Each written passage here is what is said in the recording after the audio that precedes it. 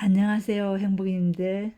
남부지방에는 비가 많이 왔다는데 우리 행복인들 비 피해 없으시죠? 10월인데도 제법 쌀쌀해요.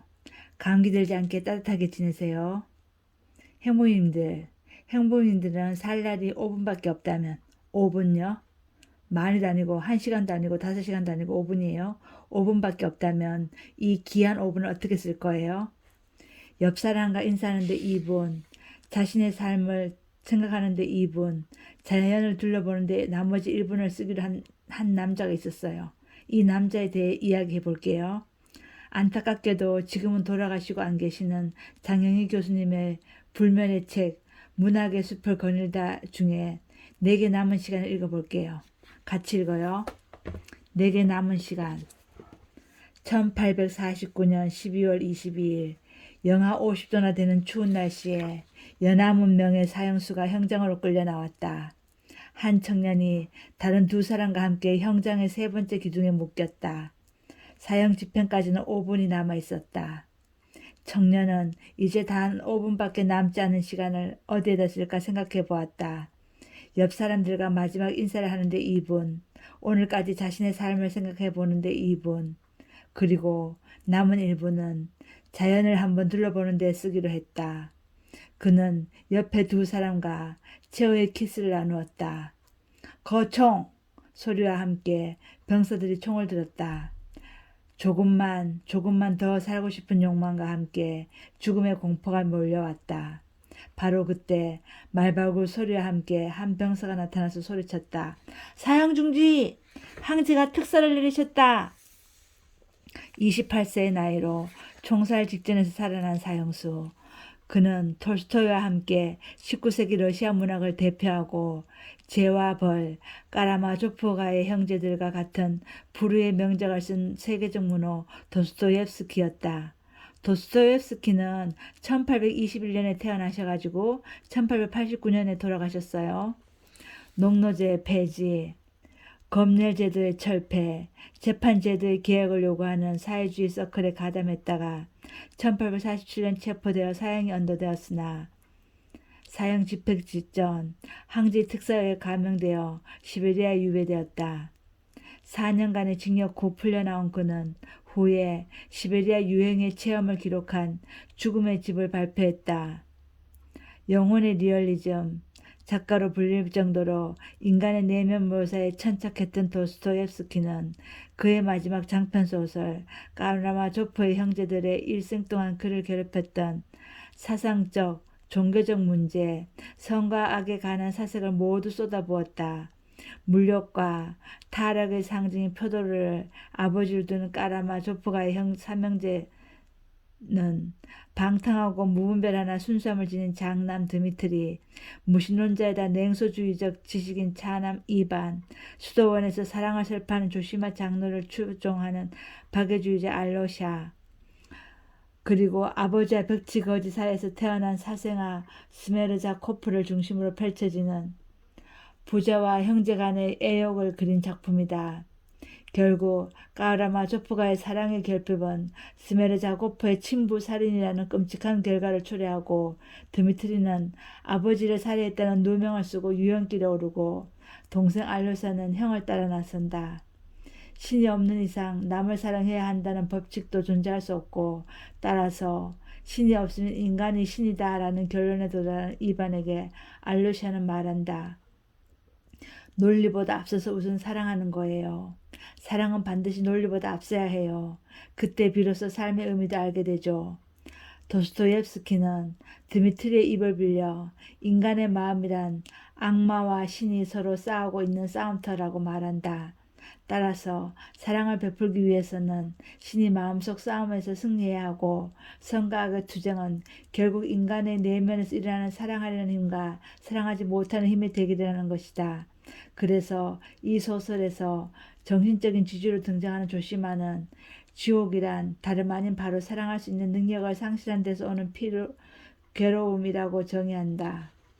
또한 그는 역설한다. 대지에 입맞추고 끊임없는 열정으로 사랑하라. 한이의 눈물로 대지를 적시고 그 눈물을 사랑하라.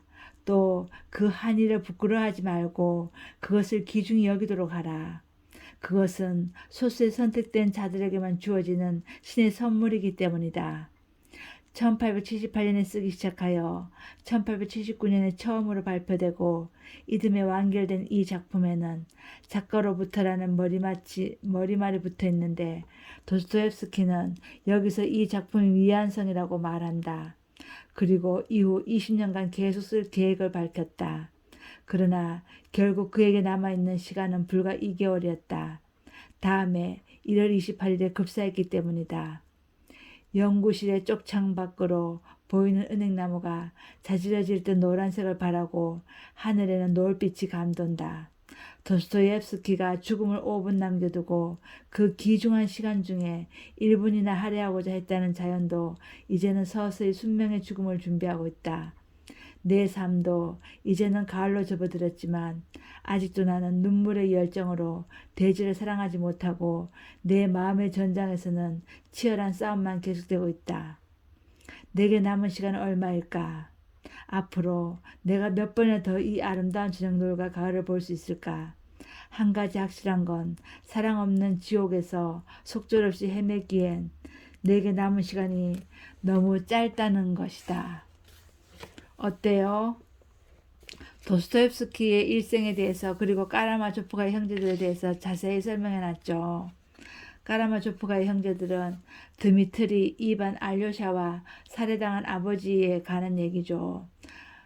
첫째 아들 드미트리가 성격이 괄괄하고 욱하는 성격이 있고 아빠가 좋아하는 여자를 사랑했다는 누명을 쓰고 아버지를 살해했다는 누명을 쓰고 유형길에 올라요. 그런데 아버지는 사생아 스메르자 고프가 죽였죠. 아버지는 나쁜 일을 많이 하셔가지고 사생아를 낳으셨죠. 그 사생아가 아버지를 죽이죠. 그런데 아무도 그걸 몰라요. 사생아 자신만이 알고 있는 거예요. 행복이님들은 도스토옙스키의 글을 읽어보셨나요? 도스토옙스키 작품 중에 백치도 있고 죄와 벌도 있죠. 까라마조프가의 형제들이라는 명작도 있고 그쵸? 얘기했죠. 저는 다른 소설보다 까라마조프가의 형제들을 인상 깊게 읽었어요. 40대 때 읽었거든요. 어느 여름이었는데 인간 본성, 착한 본성, 악한 본성의 극한까지 밀고 들어간 문장으로 길게 담아낸 소설을 읽는데 힘들었어요. 그래서 저는 이렇게 말해요. 까라마조프가의 형제들은 여름에는 절대 읽지 말라고. 여름이 더 덥다고요. 하긴 에어컨 빵빵하게 틀어놓고 까라마조프가의 형제들 읽으면 괜찮을 거예요. 저는 그때 에어컨이 없었어요. 오늘 동네 언니를 만나서 얘기했는데 이 언니는 제압을 인상 깊게 읽었대요. 그리고 도스토옙스키를 톨스토이보다 더 좋아한다고 그러시더라고요. 저는 톨스토이를 더 좋아하거든요. 도스토옙스키보다. 그의 여름에 너무 힘들게 까라마조프가의 형제들 읽어서 그런지 모르겠는데 저는 톨스토이를 더 좋아해요. 전쟁과 평화 4권짜리거든요. 전쟁과 평화를 인상 깊게 읽었고 거기서 나타샤를 참 사랑했고 안드레 볼콘스키 공작을 좋아했었어요. 전쟁과 평화의 안드레 볼콘스키 공작의 성향에 대해서, 성격에 대해서, 성품에 대해서 한번 인상 깊게 한번 읽어보세요. 여러분들도 사랑에 빠질 거예요. 그 안드레 볼콘스키 공작하고요. 그런데 볼콘스키 공작이 이 가문이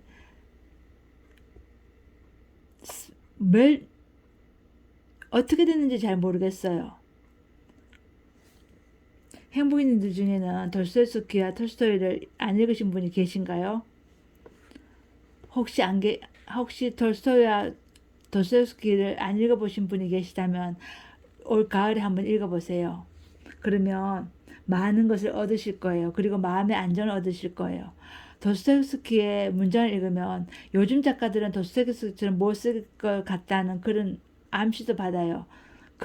도스토옙스키 살았을 당시에는 텔레비도 없었고 스마트폰도 없었잖아요. 그래서 더 인간 본성의 극한까지 밀고 들어간 문장을 쓸 수 있었을 거예요. 행복님들 도스토옙스키와 톨스토이를 한번 읽어보세요. 강력하게 추천합니다. 사랑합니다.